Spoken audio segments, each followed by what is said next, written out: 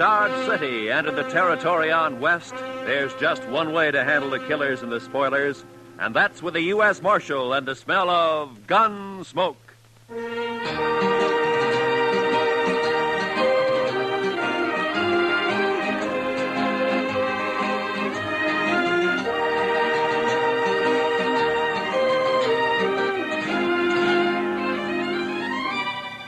Gunsmoke, starring William Conrad.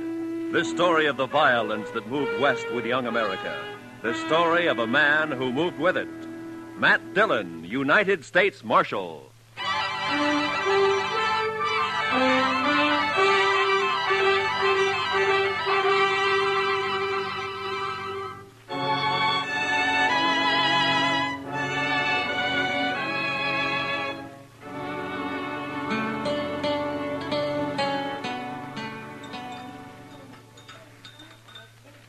Mr. Dillon, could I give you some more coffee? Yeah, I guess so.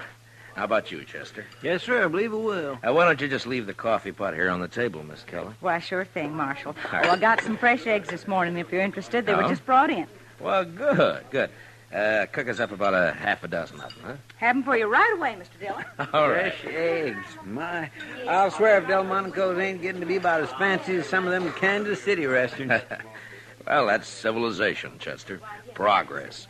Another 5 years and Dodge City will be tamed, curried, and bridled. Seeing's believing, Mr. Dillon. No, you'll see it. Both of us will see it. That is, if we live that long. Yeah. I beg your pardon, gentlemen. You Mr. Yeah? Dillon, the marshal here? Yes, that's right. Well, I'm sorry to bother you at breakfast, Marshal. My name is Hunter. Ed Hunter. Mr. Hunter. I'm a deputy sheriff from Richmond, Virginia. Come in the Santa Fe this morning. I say, well, why don't you pull up a chair, Mr. Hunter? I thank you, sir. Chester Proudfoot, Mr. Hunter. Howdy do. Howdy do. Here's my first trip to the frontier. I find it a rather remarkable experience. I can imagine. Won't you have some coffee? No, thank you. Marshal, I'm here to arrest 2 men who are wanted in Virginia. No? Here are the warrants and the orders of extradition. I stopped off for them in Topeka. Uh-huh. John Allison, Calvin Moore. Both wanted for murder, huh? Do you know these men, Mr. Hunter? No, sir, I don't. Well, the names aren't familiar to me. I never heard of them. Have you, Chester? No, sir, Mr. Dillon. Well, I have some information that may help. Not much on Allison, I'm afraid. He shot and killed a bank teller at Greenbrier last spring. Oh? He's about 30 years old, dark hair and mustache, medium build, an excellent horseman and a confirmed gambler. Well, that's fine. That narrows it down to about 2/3 of the men in Dodge City. Well, possibly I can do a bit better in regard to Calvin Moore, Mr. Dillon. Now, he came down to Richmond from the north and set up practice as a medical doctor. He was about 29 at the time. And he ambushed and shot young Roger Beauregard and then left town. That was 17 years ago. Beauregard's been trying to trace him ever since. Well, I'm afraid that's a pretty Well, I long have a time. picture of Moore, photograph. Oh? Of course, he was much younger than this. Oh, sometimes there's still quite a resemblance, even after 17. Something familiar about that picture, Mr. Dillon? 17 years. He must be somewhere past 45 now, huh? Are you sure that these men are here in Dodge, Mr. Hunter? Reasonably so. Is there something about that photograph that makes you... Well, it's too blurred to tell much about it. Besides, he'd be 17 years older now. Yeah, that's true. I tell you what, Mr. Hunter, suppose you leave the picture and the descriptions with me, and I'll check around town, and I'll keep in touch with you. Thank you, sir. Oh, I wonder if you might suggest a good hotel. Certainly. Why don't you try the Dodge House? It's the corner of Railroad Avenue at the end of the plaza, the East End. Tell the deacon I sent you. I thank you again, Mr. Dillon, and I'll be grateful for any help you can give me in this matter. Yeah, sure. So long.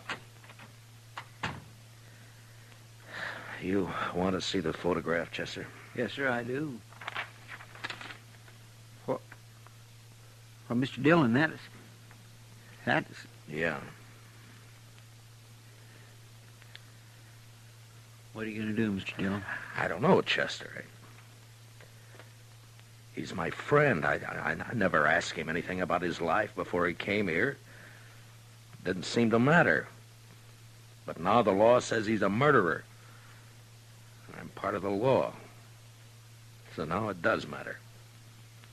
Maybe it's not him. No, it's him, all right, Chester. You saw it same as I did. It's Doc.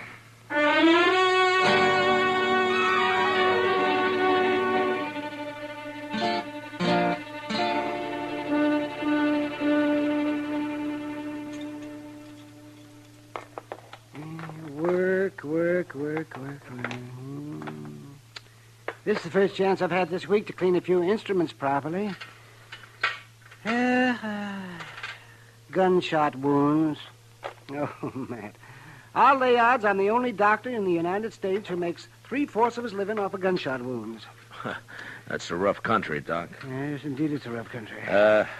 Maybe you ought to have stayed back east. See, broken bones, babies, and gunshot wounds. Well, I wouldn't know the first thing about a good civilized case of gout anymore. What part of the East did you come from, Doc? Let's see, I went to medical school in Boston. I studied consumption, colic, liver complaints.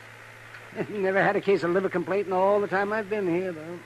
No, I guess that kind of thing is more common down south, around Richmond, Virginia, for instance, huh? Matt, stop beating around the bush. You've got something on your mind, and it's bothering you. Look, Doc, a deputy sheriff from Virginia came in on the morning train. He's got a warrant for murder against a man named Calvin Moore. He's got a photograph of Moore taken 17 years ago.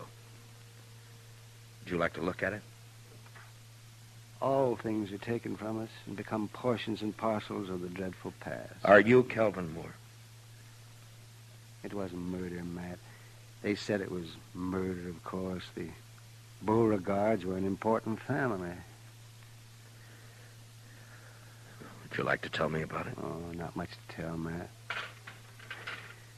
I'd been in practice in Richmond about a year. There was a girl, beautiful girl, with spirit and fire and that soft radiance that only Southern girls seem to have. And, me, that was so long ago.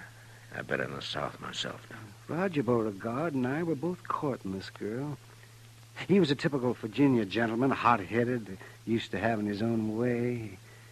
He started threatening me, warning me. And I laughed it off. Then one day I was coming back from a case, and I ran into Roger on a country road.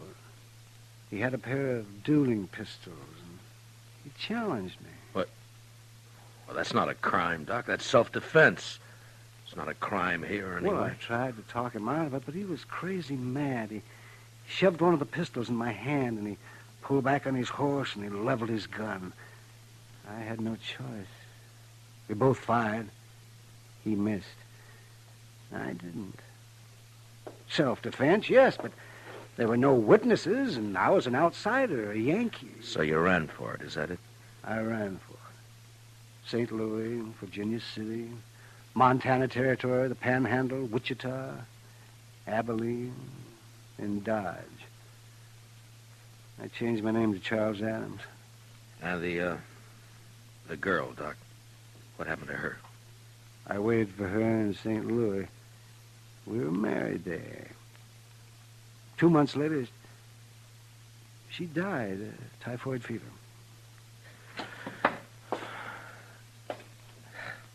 Well, you never know. No matter how much you figure you understand somebody, you just quite never know. I can't go back there, Matt. I've got no defense. Well, I mean prison. I'd rot in prison. I won't go back, Matt. Now, Doc, look, Hunter is here after 2 prisoners. I got no right to my own rules, to go after one man and keep the other one covered. I always figured that the only kind of law that would work out here is an honest law. What are you going to do? Doc, I don't know.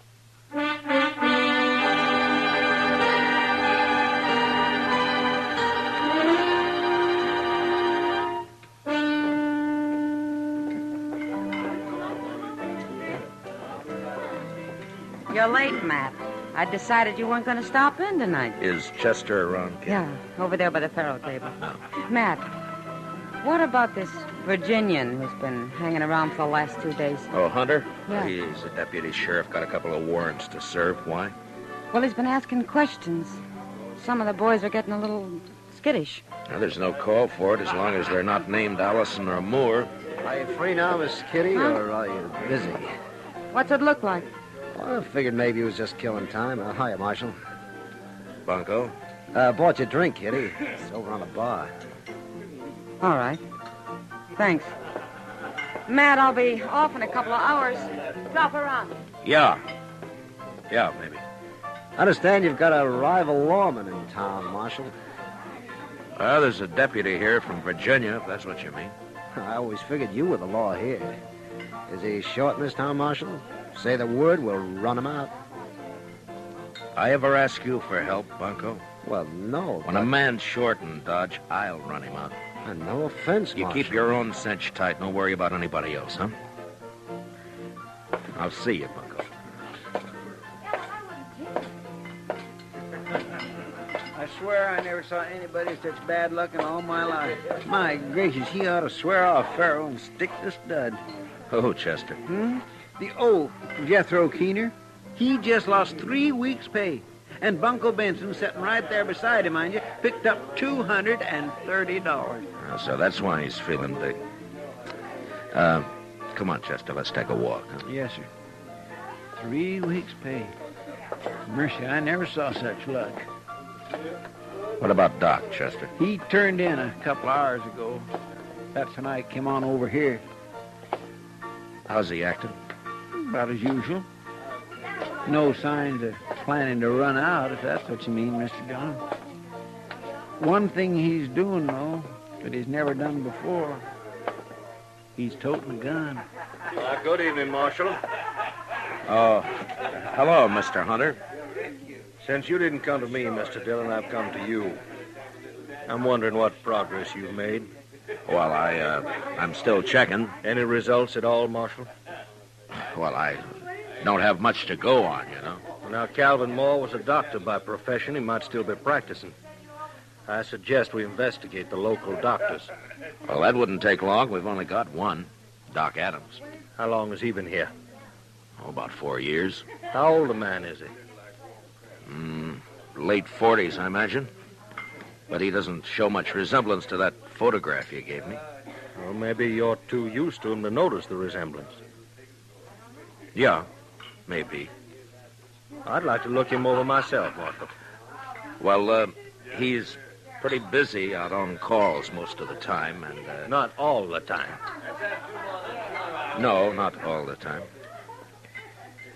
All right, Mr. Hunter, I'll bring him around.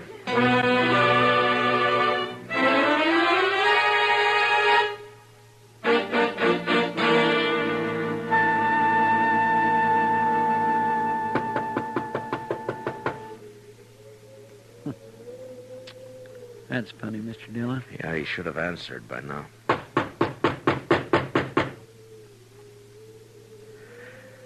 Well, we're wasting our time, Chester. He's gone. Well, now, he might have got called out on a case. Yeah, I know, but I don't... Hey, what? That was across the plaza, down toward the Dodge House. Come on, Chester.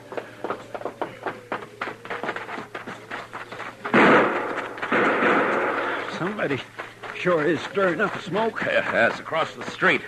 Edge of the railroad yards, I think.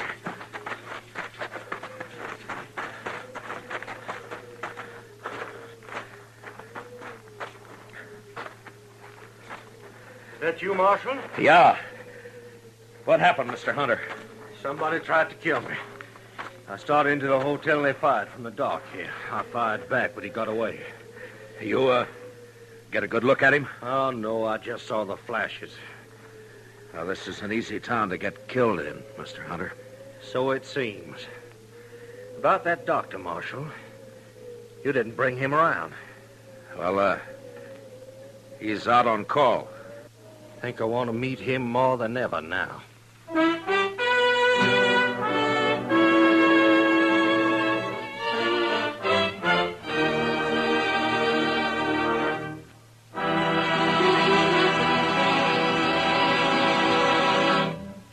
We will return for the second act of Gunsmoke in just a moment. But first, there's a world of wonderful entertainment awaiting you every weekday in the daytime with CBS Radio's roster of wonderful dramatic serials.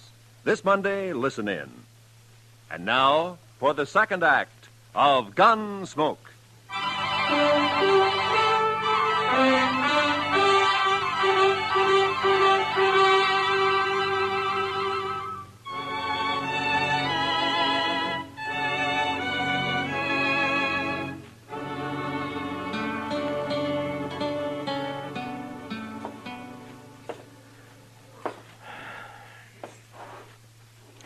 What time is it, Chester?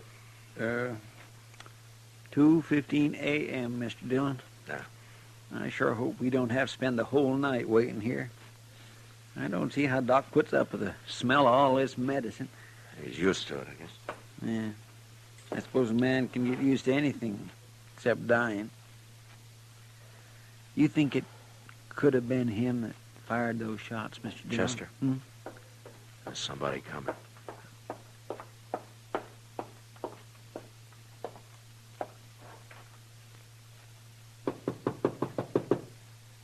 I'll get it.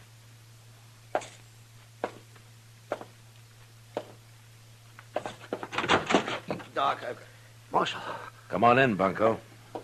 Doc's not here, but he'll probably be... Oh, what happened to your arm? I got thrown into a barbed wire fence. Here, let's have a look at it, huh? No. It's all right. It's a gunshot wound. All right, hold it, both of you. Well, is that the same gun you tried to kill Hunter with, Bunko? Stay where you are, Marshal. Yeah. Around 30 years old, dark hair, mustache, medium build, excellent horseman, confirmed gambler. Wanted for murder. John Allison. Alias Bunko Benson. Am I right, Bunko? He's not taking me back there. You stay where you are, Dillon. Now, don't be a fool, Bunko. Put away the gun. Stay back. I'm warning you. Bunko, look! All right, Chester, let's get him over to the jail.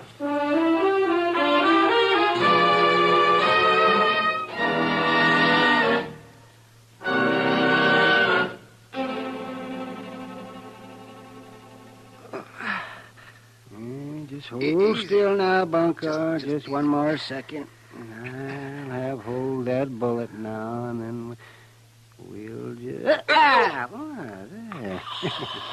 there. Now, add that one to your collection, Matt. Well, I'll make Hunter a present of it. It wasn't bad shooting to be firing in the dark at a gun flash. He'll never get me back to Virginia. Now, hold still, Bunko. Don't expect a man to tie a bandage with your arm waving around like a mare's tail in fly time. See, how'd you know he'd come to my office, Matt? I didn't, Doc. We were waiting for you. Oh, I see. There we are. No. That ought to stop the bleeding. And don't loosen it up any. And you'll live to hang yet. Don't worry about my hanging, Doc. I'll outlive you. Well, in view of the circumstances, I'd say the odds are about even. Well, Matt, shall we adjourn to the front office? Yeah, come on, Doc. Lock the cell, will you, Chester? Yes, sir. Well, I turned in at 10 o'clock tonight. Got 1 hour's sleep. They called me over to Mrs. Behan's. She thought her baby was on the way. False alarm, of course. Usually is the first time. And I got back and I came straight over here. Doc, you were wearing a gun earlier today. What'd you do with it? Oh, I put it back in the drawer where it belongs. I realized I was acting like a fool. Was that where you were waiting in my office? Somebody had tried to kill Hunter, and you thought... Look, Doc, I've tried to think of some way out of this. A way out for both of us. I got one man under arrest back there now, and I can't rightly set myself up as a judge and free the other man. I'd even hoped you'd cut and run for it. You'd get away if you did, you know. Hunter doesn't know the country. I've been running for 17 years, Matt, and it's still caught up with me. I'm too old to run any farther. What are you going to do? I'm a lawman, Doc, right or wrong. Well, then, Guess I'm under arrest. Huh? No, I didn't say that. I just said that. Is Doc Adams here? There's a... Oh, well, there you are, Doc. Yes, what's the trouble? A fellow over in the railroad yard's asleep on the track. He was drunk, I guess. They were switching cars. You better come, Doc. He's awful bad.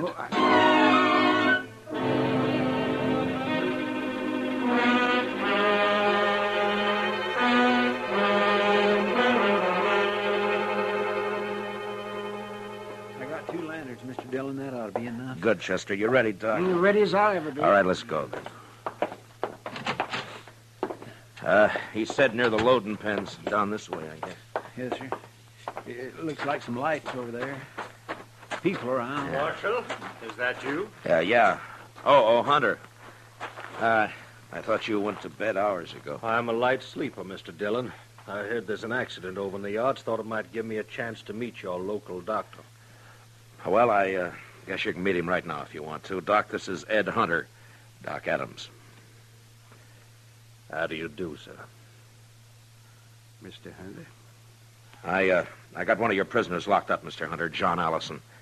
Known here as Bunko Benson. Good. I just found out he's the man who tried to kill you tonight. He caught one of your bullets in his arm.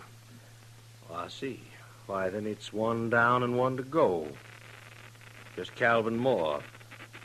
Dr. Calvin Moore. This is no time to stand around making chin music. I'm sorry, Well, that's Hunter. quite all right, Marshal. I'll go with you.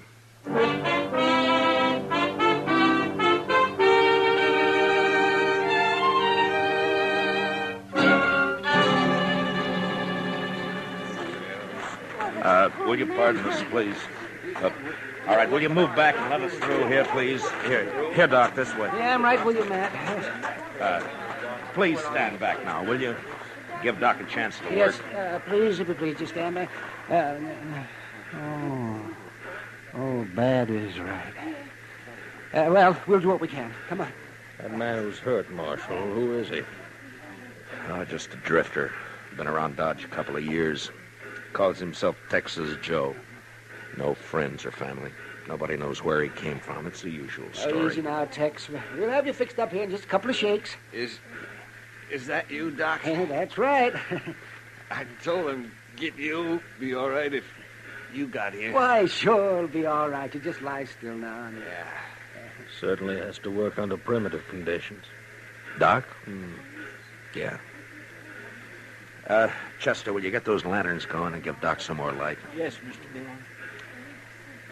Yeah, he's the only real doctor this side of Abilene. Hey, Mr. Dillon, is there anything I can do to help? I guess not, Miss Kelly. Thanks anyway. Poor old Tex. Why, he stopped in the restaurant not more than 4 hours ago. I fixed him a meal. You never know. Well, Doc can pull him through if anybody can. Sure he can. Put one of those lanterns on the other side there, Chester. Yes, sir, You Doc. seem to have a lot of faith in this Dr. Adams. They've got reason to, Mr. Hunter. Matt, could you give me a hand here? Oh, yeah. Yeah, sure, Doc. Lift his head up just a little bit there, Matt. Yeah, That's all right. Not much of a chance. All I can do is make him comfortable. Marshal Dillon, Now, don't try to talk, Texie. You're going to be all right. you've been decent to me, Marshal. Just a bum, but you treated me square. You and Doc, only friends I got. Sure, Tex. I got one more favor to ask. Could someone read me some scripture? Well, Tex, I just don't recall any of Marshal, them. I know some. Mrs. Kelly, I doubt if he can hear. I can hear. Please. The Lord is my shepherd. I shall not want. He maketh me to lie down in green pastures. He leadeth me beside the still waters. Mrs. Kelly. He restoreth my soul. Miss Kelly. He- I think that's enough. Poor soul.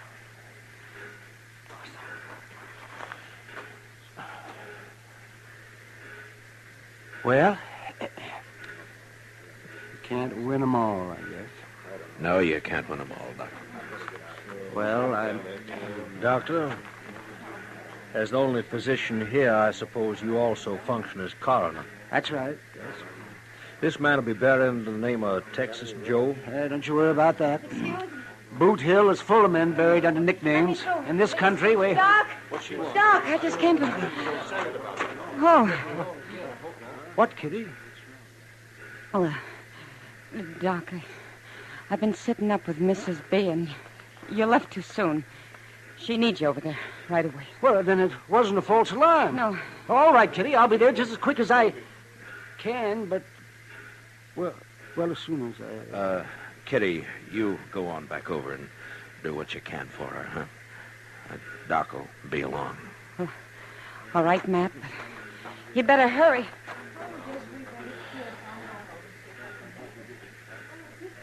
Well, Mr. Hunter, Gentlemen, this seems to have been my lucky night. Both my fugitives located within an hour of each other. I guess there's nothing I one can do. do. One of them safely in jail and one of them dead. What? Didn't you notice the resemblance, Marshal? That Texas Joe there, he's obviously the man in the photograph. I saw it immediately. Well, Mr. I hope Hunter, you'll take all the necessary steps to see that he's buried under his real name, Calvin Moore. His death, of course, closes the case, and I'll be leaving for Virginia with my other prisoner tomorrow. Well, Mr. Hunter, I just don't know what to say. Well, now, I'd say it's no time to stand around making chin music, Dr. Adams. You have a patient waiting, and this town seems to depend on you. Well, of course, but... Hey, you got work to do, Doc. And, Doc, make sure it's a boy, huh? Well, I'll do my darndest, Matt. Yeah. Well, good night, gentlemen. Good night, Doc. Good night, Doc.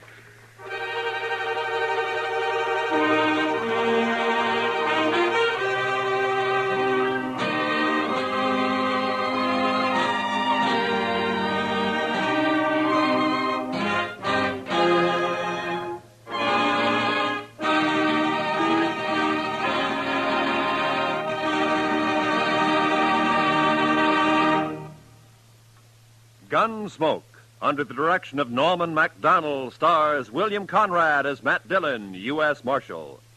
Tonight's story was specially written for Gunsmoke by Les Crutchfield, with music composed and conducted by Rex Corey. Featured in the cast were Lawrence Dobkin, Lou Krugman, Paul Dubov, and Vivi Janis. Parley Baer is Chester, Howard McNear is Doc, and Georgia Ellis is Kitty. Gunsmoke is heard by our troops overseas through the facilities of the Armed Forces Radio Service. Join us again next week as Matt Dillon, U.S. Marshal, fights to bring law and order out of the wild violence of the West in Gunsmoke.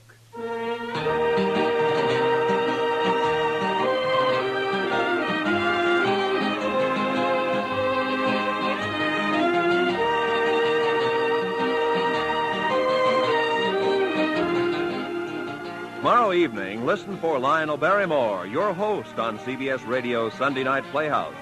There'll be another specially selected historical drama or a classic from literature with a cast of stars perfectly suited for the roles in the story. Every Sunday evening, hear Lionel Barrymore on your Sunday Night Playhouse over most of these same CBS radio stations.